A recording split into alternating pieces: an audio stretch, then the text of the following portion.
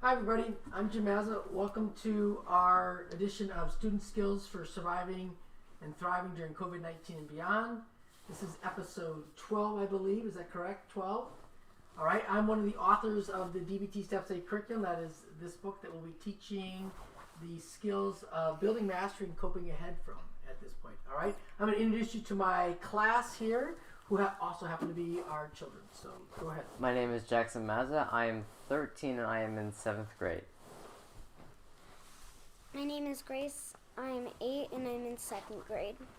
My name is Ashton. I'm 12 and I'm in 6th grade. Great. All right, and as we do with all of our exercises here, we start off our lessons with mindfulness. All right, and so what we're going to be doing is a mindfulness exercise called Zen counting. All right, and we've done that before. So we have never gotten to the end of our Zen counting. So I'm going to ask Liz to kind of introduce herself first and then come and join us for Zen counting. All right? Good morning, everybody. I'm Dr. Liz Dexter-Mazza. All right, and Zen counting goes like this. The idea behind Zen counting is that we're trying to count from 1 to 20, all right, with each person saying a number there, right, and not going in any order. No, it has to be in order. No, what I'm saying is that that we don't go around in a circle, yeah. like a specific way, all right? And what we're trying to do is read each other's minds, right, or try to think about when we can actually say a number out loud to then get us up to 20. If two people say the number at the same time, we go back to the number 1 again, all right? The idea is you can't give any hints, you can't do this, can't look at them like it's your turn, and so forth. It's the idea of trying to figure out when to say a number out loud, and one person can't say 2 numbers in a row either, all right? And so we're going to demonstrate doing Zen counting. So I want everybody to kind of stand up, go ahead and get into your group. We're going to have Liz join us here as well. All right, and then so we're gonna do this. So Zen counting is what we're gonna do. All right, so I'm gonna demonstrate by starting at 1 real quickly. So let's do like a 10-second demonstration and see how we do it, and then we can give it to them again. All right, you ready? Mm-hmm. So 1, 2, so they said at the same time, so we have to start over again. 1, 2, 1, 2, 3, 1, 2, 3, 4, 5. 6. 7. Stop. Great. We did it! That's how it's done. So you could see that, right? And so we actually got up to 7. Which is the farthest we've ever gone. No, we've Right? gotten to 9. So we're gonna take now 2 minutes to do this as a group. I want you to do it at home as well. That remember, 2 numbers can't be stated at the same time. That's the big one, right? And no giving hand signals or anything else. All right, or eyelids. All right, stand up, Jackson. Let's do it again. This is for good. So step 1, we want to be in our mindfulness position. All right, so get everything clear from you. Step 2, we're going to take a nice deep breath in. And 3, we're going to begin Zen counting. 1, 2, 3, 1, 3, 1, 3, 4, 5, 6, 1, 3, 4, 5, 6. 7, 8, 9, Oh! 1. Jackson, don't look at Liz. 2, 3. 4. 1, 1, 2. 4, 5, 1, 2, 1, 2, 1. 2, So 1, 2, 1, 2, 3, 4, 5, 6, 7, 8, 1, 2, 3, 1, 2, 1, 2, 1, 2, 3, 4, 1, 2, 1, 2, 1, 2, 1, 2, We should mute. 1. 2, 2, No. Start over. 1, 3, 4, 5. 6, 7, 9, 10. 11. We finally got to 11. Okay, stop at home. Yes! We got to 10. How did you guys do at home? What number did you get up to? We got to 11 in the Mazza family. That's the highest and we've we have ever practiced got. this before, and so it is good. We were So struggling awesome. with getting to 2 and 3 before, so everybody want to chime in. 2, Put in the chat box 2. how you did with your Zen counting, all right? And as you're putting that in the chat box, I just want to give you an idea of why we're doing what we're doing. We know that during COVID-19 it's a really kind of a difficult time. We wanted to increase our kids' education in learning emotional regulation skills. All right, so what we call social emotional learning. Those programs are often happening at schools, and when schools went to online education, a lot of the social emotional learning actually kind of dissipated to the sides because they were focusing on just kind of the core academics.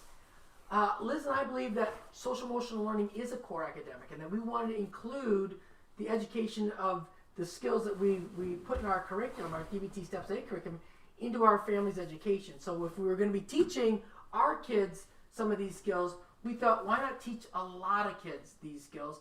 And we would go live and have this be our classroom and have people join us so that they could get some of the emotional regulation skills as well. And so that's the purpose of what we're trying to do. And I think, Right. can you make it just review the announcements that we had at the beginning Sure, as well? that's it. So we have some announcements also that we'd like to do. So I need the next slide. Yeah, getting there. Do it. All right, so we do have two big announcements here, right? So Liz and I are going to be doing a live question and answer, a Q&A, that's sponsored by Forefront and the Mental Health Technology Transfer Center that we're going to do on May 19th and June 16th during this exact time, this 10 to 11 time, all right? And so we want you to be able to put in the chat box, interface with us about what this is going to look like, all right? And so we want you to be able to have questions. We'll try to provide answers to you as best we can. We'll try to apply the skills that we've also developed to help you with some of the emotional regulation skills with your family, all right? And then the second announcement that I have is that we have a parenting through COVID-19 live stream that we do every Monday, Wednesday, and Friday mornings at 7 a.m. Pacific Daylight Time. And that's actually found at Facebook Live, all right? And so you can go to dbtinschools.com, which is our website, to register for that Q&A. And then also pick us up on DBT in Schools, our Facebook Live page, all right? So please go ahead and join us there. All right. With all of our mindfulness lessons, as we do, we debrief or we talk about what did you notice. So I'm going with you, Jackson. What did you notice when we were trying to do Zen counting? A lot of us were getting stuck on the twos. Right? Two. I actually noticed that you tried to do every other number you were trying to get in. So when someone said 6, you said 7 and 8. 9. And so you were trying to do that, right? Which makes it hard for everybody else to get to participate. So you had an eagerness to get done and get through it. Well, also then we want Actually, no, that was a strategy to get. Well, right. And what happens with that strategy is that it only allows. But if you do it too much, then that one person gets, then someone tries to chime in, and you're like still Right? doing it. That's right. So the idea is to use your Zen skills, not to get done with it fast, to be mindful. All right, Grace, what did you notice? Zen skills. Nice and loud. Ashton and Jackson kept saying Louder. 2. Then Ashton 2. and Jackson kept saying 2. Then Yes. 2. Yes. Then 2. Right. And so we had to start over quite a bit. Ashton, what did you notice? It was annoying, like it always is. It's annoying because we couldn't get further. You were the first one to be excited though. I saw you starting to smile when we got to 10. It seems so easy. It like sounds and looks so easy when like someone explains it to you. Like, oh, we can just like Do this in a like, random just- order. Okay. and then like it's just so much harder than it sounds. So what's the idea though behind this? We talked about our house skills, right? Being mindfully in the moment. Exactly. 1 for 1 early. Being mindfulness in the moment, right? And just being, and what we're trying to do is be effective. So Jackson tried to do a strategy that was effective, yet it was pushing some of us out so that we couldn't get in, right? So it was ineffective to us, effective for you, all right? And so we're gonna work on different types of skills that we can do to be effective. All right. With that, we're actually gonna learn some skills in the emotional regulation side of our continuum called building mastery and coping ahead. And I'm going to turn it over to Liz to teach those skills. Awesome. Good morning, everybody. Well, good morning for us on the West Coast, and good afternoon, and maybe even good evening, depending on where you're watching us from. We're so glad you're here joining us for our DBT STEPS-A class. Grace, I just want to let you know you got a little shout out for Go Badgers from one of your friends watching as well. Nice. So noticed, and that's right, Go Badgers. All right, everybody. So here's what we're going to kind of go with today. And if you haven't been with us for the last several weeks, I'm just going to give you a brief little recap of some of the skills we've been teaching just so you kind of know where we are. So if you want to switch to that first PowerPoint slide, that would be great. Just to tell you, like in general, in all of our skills and in DBT STEPS-A, we focus on teaching both acceptance-based skills on things that we can't change to help us be right in this moment, and we teach change and problem-solving skills. So right now, we're in the emotion regulation module of skills, so we're teaching a lot of change skills. How do we change, regulate, upregulate, downregulate, and help manage our emotions? And so that's what we're working on right now in skills. And so with this, last week, who can tell me on 2 days ago, on Tuesday, in our last episode, what skill did we teach? The mindfully in the moment. What we skills? practiced mindful in the moment, but we practiced one specific skill. Observing? Nope, that's a mindfulness skill. We were talking about how to do fun things. What are they called? It's two big words. It's kind of hard to remember. Emotions. Valuables or something? Values, right? We were working. Values. We were working on how do we identify our values in the long term and work towards behaviors and goals that are in line with our values. And what did we work on every single day? Talk about. Grateful. Are we doing gratefuls, like noticing joy every day? Right? To do one positive thing to bring us joy every day on that. And if you go to the next slide, you can see what we taught the last couple weeks or sessions. We've been working on these skills called the ABC Please skills. And so on Tuesday, we teach the A. Oh, we'll go back. Not that one. Back one more. No, that. Change C. Or maybe it's forward one. There you go. We're teaching, sorry, they're in the wrong order. That happens sometimes, and we notice it, and we keep going forward, right? It's one of our skills. So we're teaching these skills called the ABC Please skills, right? And these are skills of how do we increase our positive emotions, and how do we reduce our vulnerability to more negative emotions. So on Tuesday, in our last episode, on May 5th, we taught how to accumulate positive experiences, both on the everyday and in the long term. And then, several weeks ago, back in episode 5 on April 16th, remember we taught those please skills, right? And all of the accumulating positive skills and the please skills, like they're like vitamins for our emotions so that we can regulate them and manage them more effectively. Do you remember those? Yeah. Yeah, right? Who can tell me really quick what some of the please skills were? Push away. No, push away? No. The emotion thermometer. There's emotion thermometer, right? How do we make ourselves more vulnerable? Eating. So Balanced eating. Balanced eating, right? Yay. That's an extra one. Sleeping. Walk away from it or something. Mm-hmm. Exercise. Exercising. Getting some exercise in every day, right? Not eating like too much sugar or things that like taking in things and foods and drinks that maybe kind of make our emotions go up and down, like caffeine or lots of sugar and candy. Mommy. Video games. Lots of video games, lots of screen time. Limiting screen time was one of them. Yes, Grace. What does accumulate mean? Accumulate means to builds build up, to add more and more and more. I'm accumulating fun activities. I'm bringing in doing more fun activities. Or when I accumulate toys, I get more and more and more toys. Right? Okay. Fun. So that's what we taught in those last two lessons about how to kind of build some of that. And now we're going to move into today teaching two more skills called one, building mastery, and the other one's cope ahead. Okay, so those are the two things we're going to go over today. And going back, do you guys remember this model of emotions? Hey, Ashley, do you remember that model of emotions over there? Mm-hmm. Yeah, right, and it showed like those are all the different pieces of emotions that we want to be working with and everything. And so we're going to put in our building mastery and cope ahead skills to decrease our vulnerability factors, to help manage the prompting events that set off our entire emotional response. And we're going to think about coping ahead as a way of looking at how we're going to, in our thoughts and in our mind, change the potential outcome of these difficult situations. Does that make sense? So that's where we're going to apply them. So let's jump into kind of talking about building mastery first. All right, so when we build mastery, we're going to be thinking about three things, all right? First, when we build mastery, we are working on building confidence, competence, and control. What's do you- competence? 3 C's. The 3 C's. What are the 3 C's? Confidence, and Control. Competence, confidence, and control. Okay. Competence. Okay, Control. so What does Compete. competence mean? so what does Compete. competence mean? That you compete with something. No, competence means That's to overkill. get better at it, to improve over time. Like building. Like when you become more competent at reading, you're able to read more and more and move into reading comprehension and go from board books to small, like short stories to chapter books. To real books. You're building competence in your To reading. 500-page books. It's 1,000-page Exactly. books.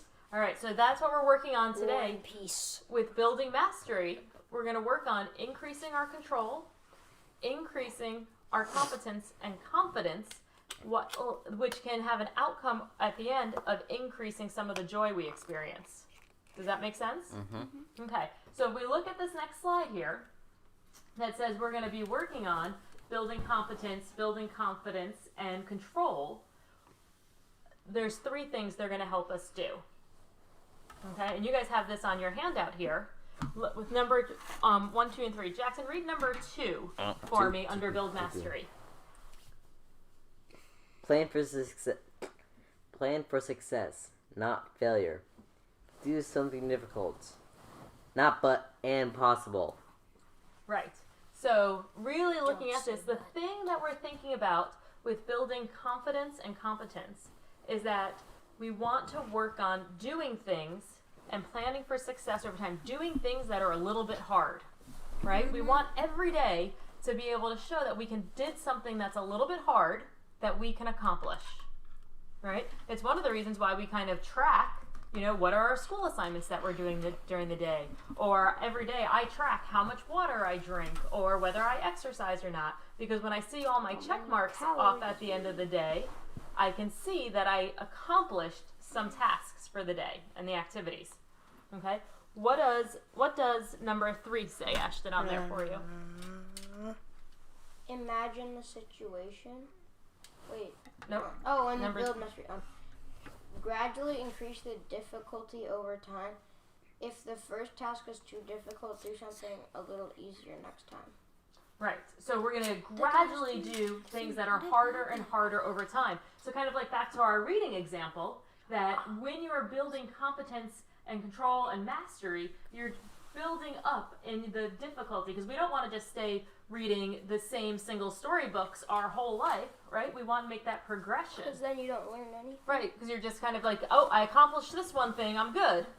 But you're not taking yourself to the next level and moving that harder and harder and harder on that.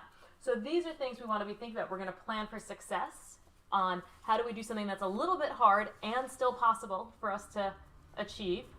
We're going to do things that gradually increase in difficulty over time, right? And we're going to try to do one of those things every day. So there's 2 types of mastery activities we're going to look at, okay?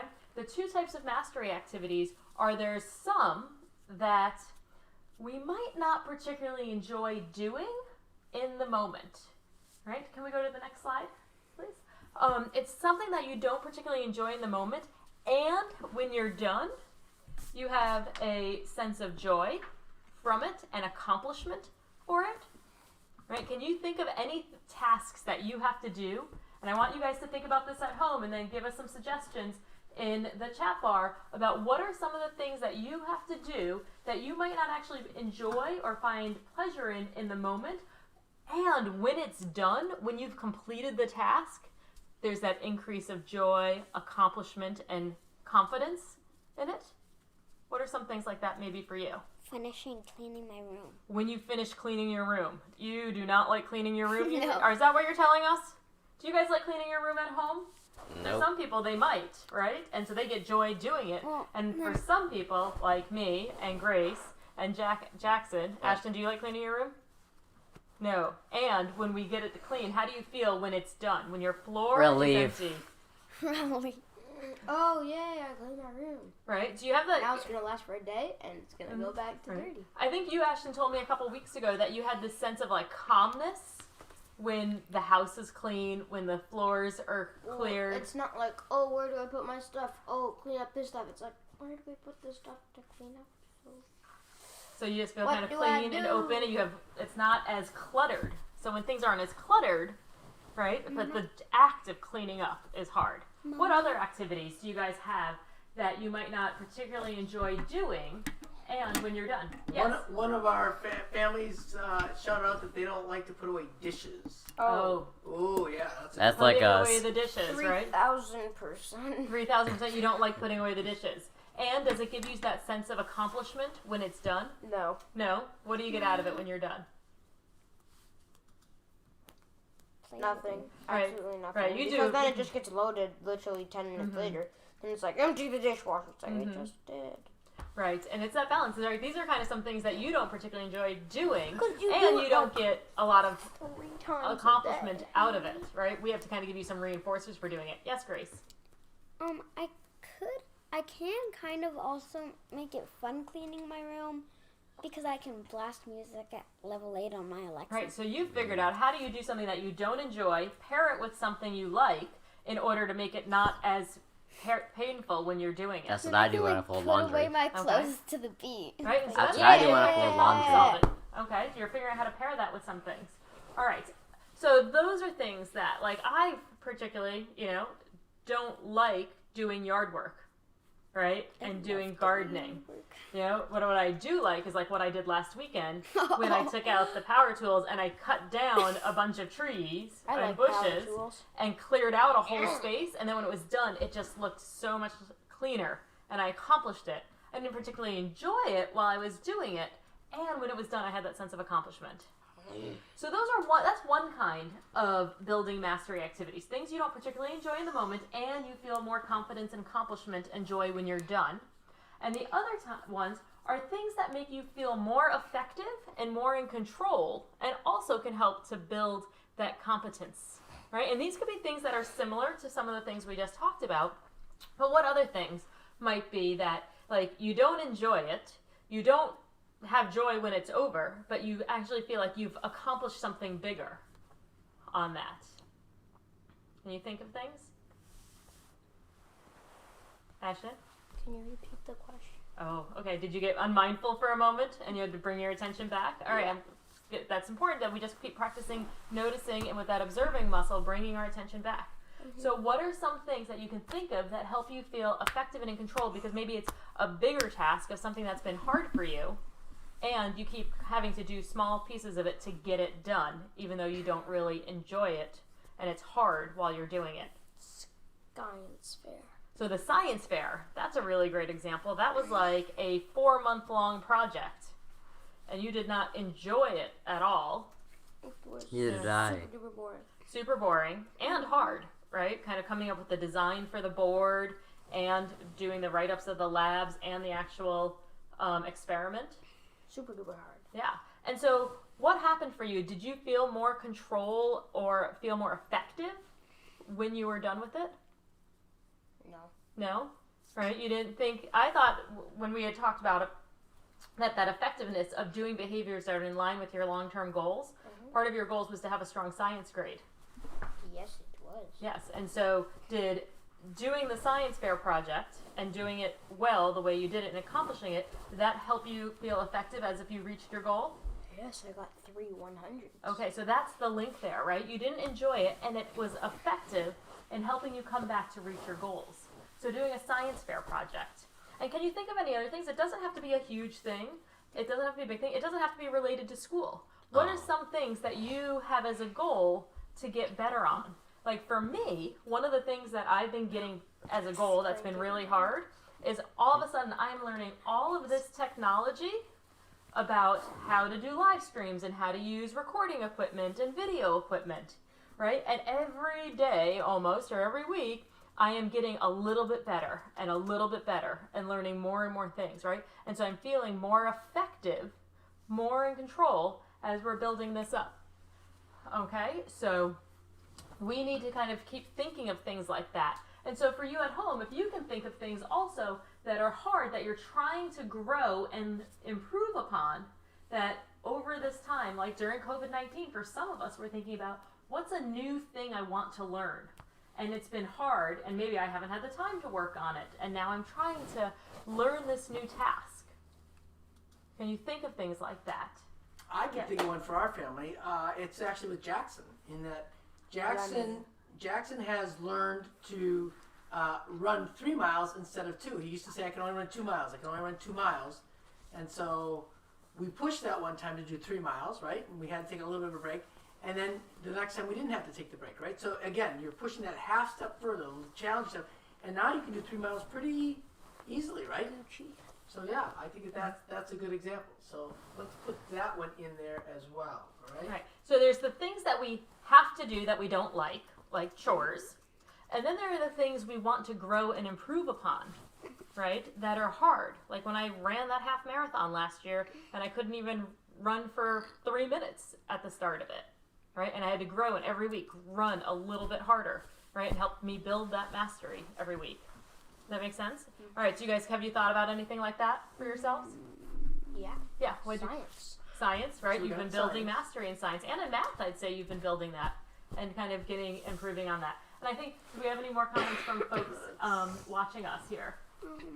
Running a 5K? Running a 5K for some folks, right? That's building that up. Like, that's why they have those couch to 5K programs where you start from sitting on the couch and getting yourself to running for those 5K. Exactly.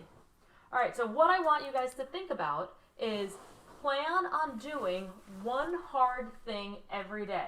So when either now, if you have it, write it down, or when we finish class today, I want you to write down what's one hard thing I'm going to try to do every day. And it doesn't have to be the most impossible thing.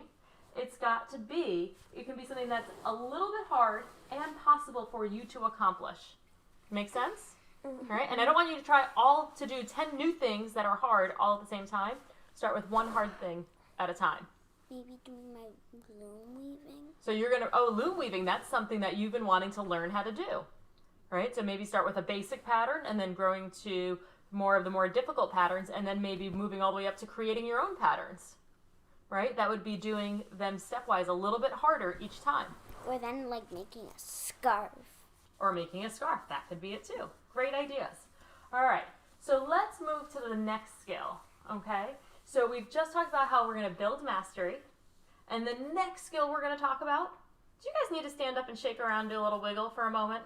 I think that might be a good idea. I think so. I'm noticing that sometimes everybody get a little antsy. All right, we're going to stand up and we're just going to move our bodies for 30 seconds. Everybody at home, just get up and move your body. Just go all in. Jackson, stand up. Grace, stand up. Whatever. All right, don't stay over here with us, though. No. I'm going to move over here. I just needed to take my coat off.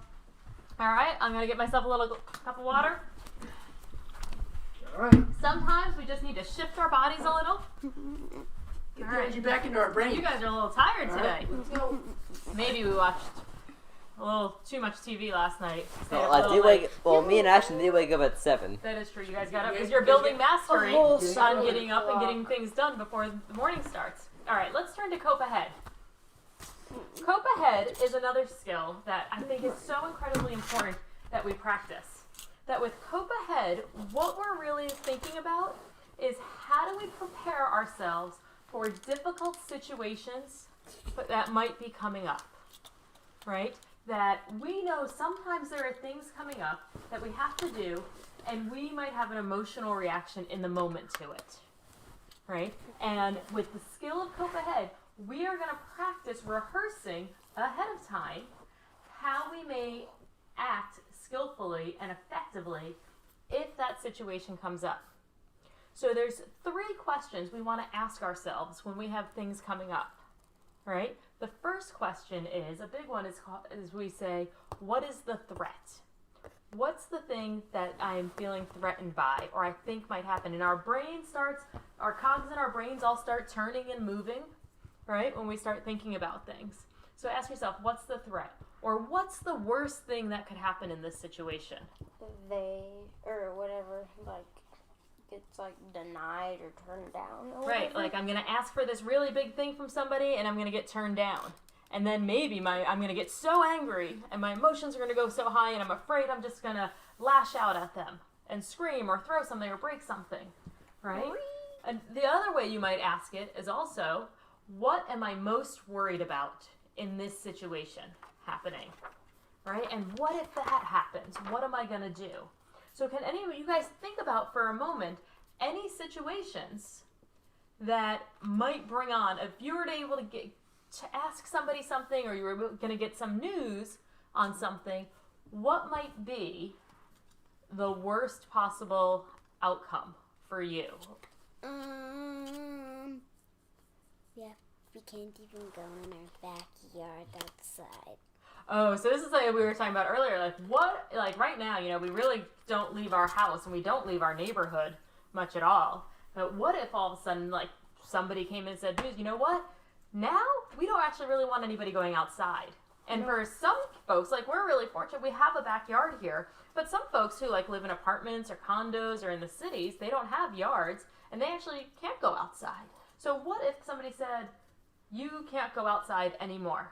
No, Not even in your backyard. Not even your backyard. You have to stay in the house all the time. Like, what do you think? What would be the worst thing about that for you guys? I'd be yelling at them and screaming at them. No and basketball. sticking my head in the pillow. No running. No running, no basketball, right? Do you think if I said that to you, you'd have No a big cornhole. emotional response? Possibly. Mm-hmm. C. Yes. Possibly. Okay. Yes, 100. Right? And if I said that, like, we might have to have a conversation. We might want to cope ahead for if that information happened to occur, right? That they said, can't have that anymore. Grace, what was the other thing you were talking about at the table this morning? It would be a really hard situation if you got told this information. I would scream, yell, stomp around, and stick my head in a pillow. Oh, so that's what you would do if somebody said to you, you can't go outside anymore, right? Mhm. You'd probably get really angry, like, that's not fair. We can't do this. They can't keep us in our house. Yep. Right? What would you say, Ashton? I wouldn't do that. You wouldn't do that? You might have a different I reaction. might just run outside. Grace, I wonder if you stomp, were screaming, put your head in a pillow, would you be in emotion mind or you think wise mind? Emotion mind. Yeah. So we might have to figure out a way to get some of the emotion to come down before we actually get into our change skills, right? Get into our All right. Isn't The this other the thing way we to- kind of talked about also, Grace, is Like, imagine. the thing to do that is by going outside. Right, Grace, the other thing we talked about, like, imagine sometimes you have a hard time getting some of your assignments done. They take you a while. What if your teacher told you, new rule, all assignments have to be completed within 10 minutes, and if it's not done in 10 minutes, then you get 0 credit for it? What would be your emotional reaction? Like in class All work, all assignments. What would be your emotional reaction to that, Grace? Hey, Grace, I'm over here. What would be your emotional reaction? I'd probably do the same thing. Right, that's kind of often your, like, response of to get really angry, to cry, sometimes stomp your feet and saying no, no, no, right? Yeah. And do you think that would be effective? No. No. All right. So in But that I only moment, have 10 minutes, and I'm using that 10 minutes to stomp around. exactly, then you're getting further behind on it. So what we would use this skill of cope ahead for is to say, okay, imagine that situation happens. I've heard rumors that this may be coming down the line and we're going to get this new rule. And if that comes in, I want to keep my emotions in control. So what do I need to do ahead of time to kind of be able to keep those emotions in control in that moment? Okay? Can you guys think of any examples for yourselves that things might come up? I'm thinking of, like, if we get for school, right, more big assignments come down the line, or they tell you no more extensions on things, or when you hear maybe that camps are all canceled for the summer. No. Right? Or what are some kind of COVID-19 things that might come up? I'm thinking, what if they say, hey, you know what, folks? We're not going back to school in September either. We're going to continue with distance learning in September. How You're having the dare urge they? to scream and yell. If Right. they Well, if they would like say to me like, "Oh wait, you can't go outside anymore," like at all, That'd be a high emotion. I'd be like, "Okay, you just watch me." Mm-hmm. Like, what are they gonna do? It's not like they're gonna be patrolling the backyard 24/7. Or what if, let's add it this more, that everybody gets to go back to school except your school. Your school administrators and staff have decided we're not going back. We don't, whatever other schools do, but we're not going back. You have to stay home. sounds like public v private. Well, it could be whatever school, right? But imagine, do you think you would have an anger reaction towards your school? Yes. For that? Probably. Well, it depends. It's either like, oh, our school is like annoying, or all the other schools are just really stupid. Right, it could be. You might have some of those judgments, but that's when we have to kind of figure that out and check the facts. So that's exactly what we want to do with this skill here, is to think about those things that might come up and to know, like, I know if I got the notice maybe that says, you know, all schools are going back except yours, and that means you guys are going to be home for another semester, and I have to keep getting work, and Dad has to work from home, right? I might get really angry and have the urge to get right on my computer and just start emailing and texting my friends and the administration in the school and like, what's going on, right? What are you doing? And that might make the situation worse, and my emotions are going to get a lot higher. So we've got to think about what to do in those. So let's look at the handout you guys have, and let's look at our next slide to talk about what are the 4 things we have to do. This is going to be a place where all the skills we've been learning so far are going to start coming in together. 360. Imagine the situation. All right. So it says number 1 under cope ahead for emotional situations. Right? What does number 1 say? The first thing we have to do when we cope ahead, if we worry about this thing coming up. What is it, Jackson? Describe a situation that is likely to create negative emotions. Right. And we got to be really specific in that, right?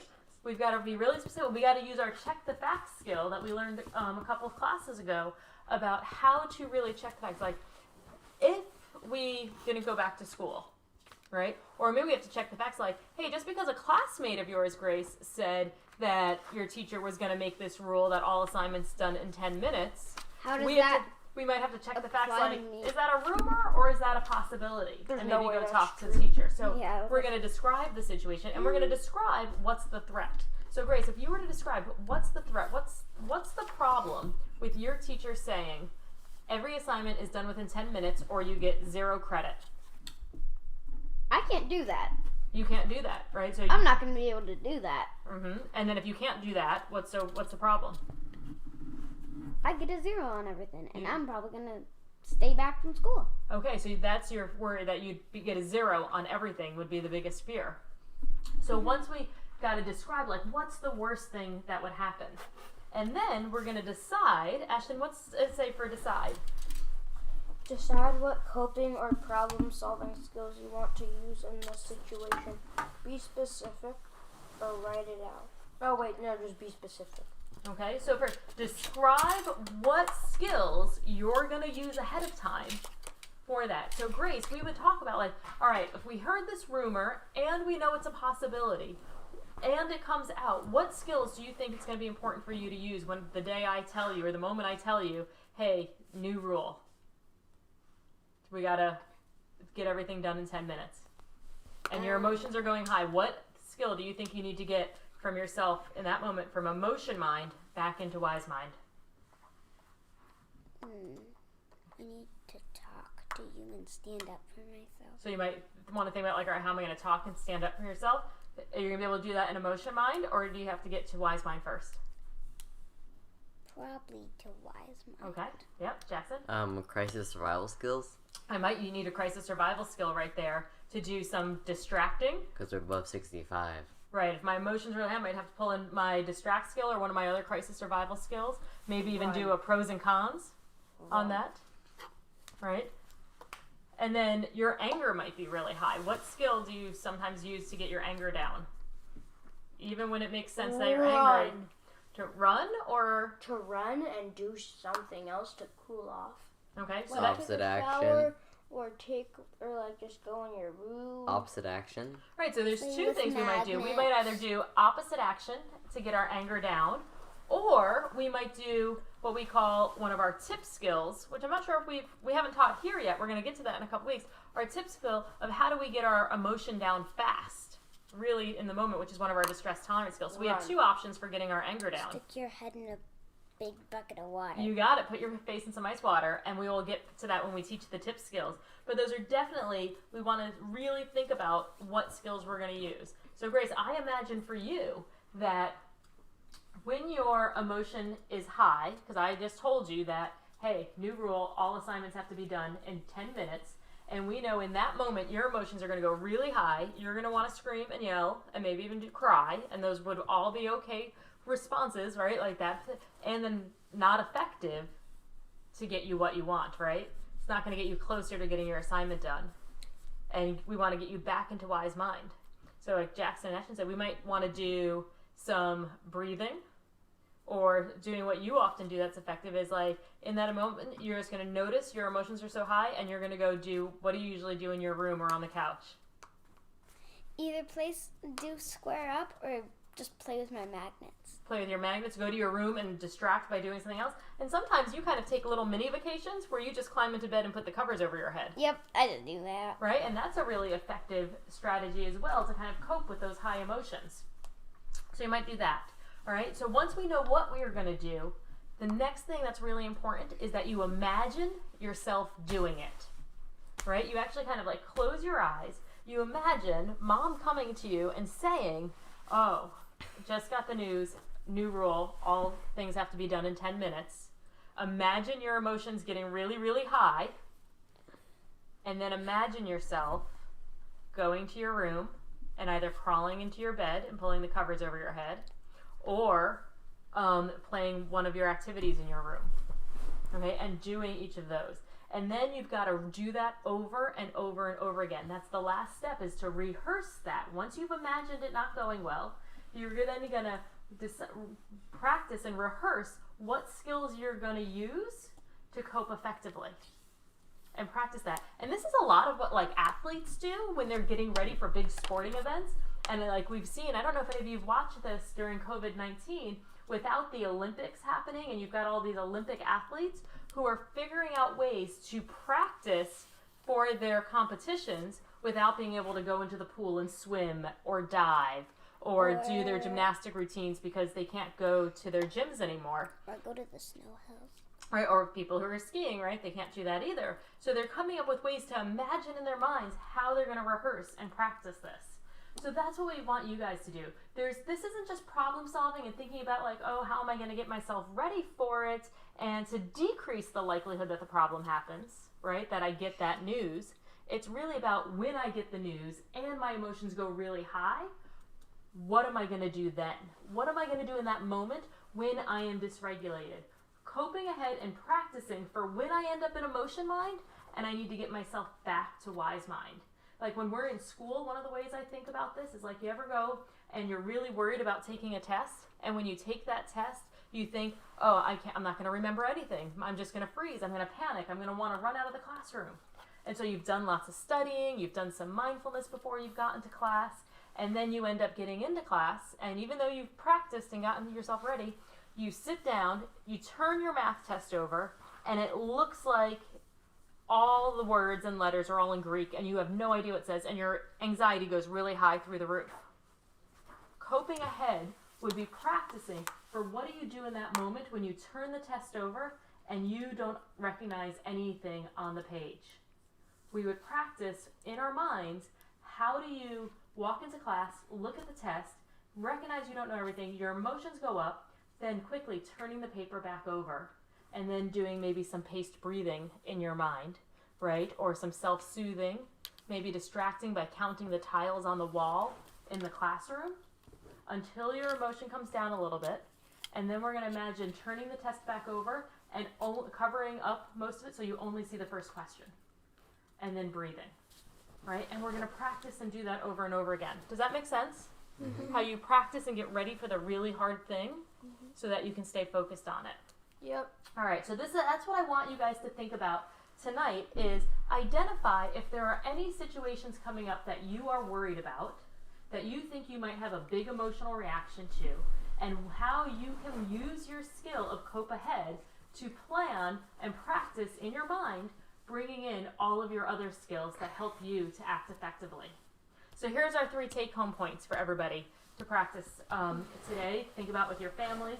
1, I want you to build mastery by making a plan to do one difficult thing each day. This is going to help make deposits in our joy bank, right? Deposits of joy into our bank, right? And it's going to help us build that competence and confidence, right? So I might have you guys fold laundry every day so that you get better at folding laundry. And even though you don't enjoy it, maybe you'll have joy when the floor is all clean. That sounds like a brilliant idea for me. So then I don't have to do the thing I don't like. No, I just could kidding. do that. But we could all do that together. Second take-home point.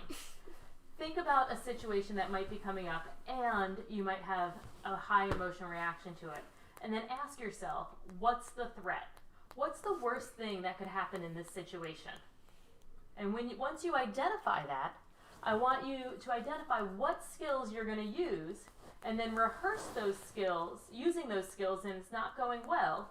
And you have to get your skills in line to manage your emotions, right? So then you're going to practice in your mind, using your imagination of going through that difficult situation, emotions going high, and then you imagine yourself acting effectively with your skills to help you get through it.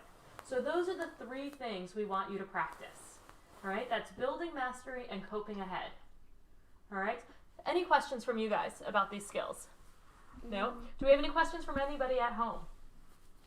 Or comments? None that I see for right now. Okay, so it looks like somebody's got a comment that they're saying one of the things that's helpful is, let's see. Mommy. Okay, so getting from one thing to the next, growing and going bigger on hills, right? If you're trying to get further in distance on something, kind of moving through these things. All right, my friends, we are towards the end of class for today. Oh, you have a question, Grace? Thank you. Nice support, Ashton.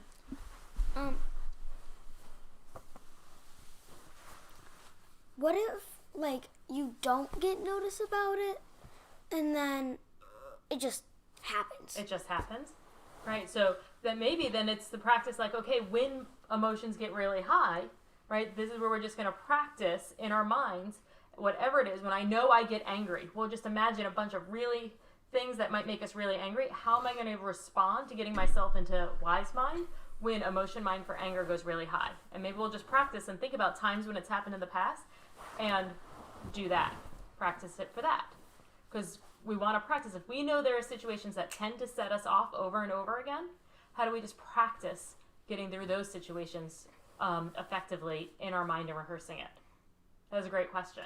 All right, so here's the last thing. Just want to kind of remind you guys about those announcements we made at the beginning. Jim and I are going to be doing a live Q&A sponsored by Forefront and the Mental Health Technology Transfer on May 19th and June 16th.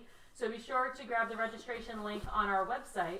And then we'd love to have parents joining us on Monday, Wednesday, and Friday mornings on Facebook Live at 7 a.m. for Parenting Through COVID-19. All right, everybody, have a great day. Make sure to subscribe and leave a like. Thank you, Ashton. And have a good weekend, everyone. Go skillfully. Go skillfully and enjoy your weekend. Take care. Bye.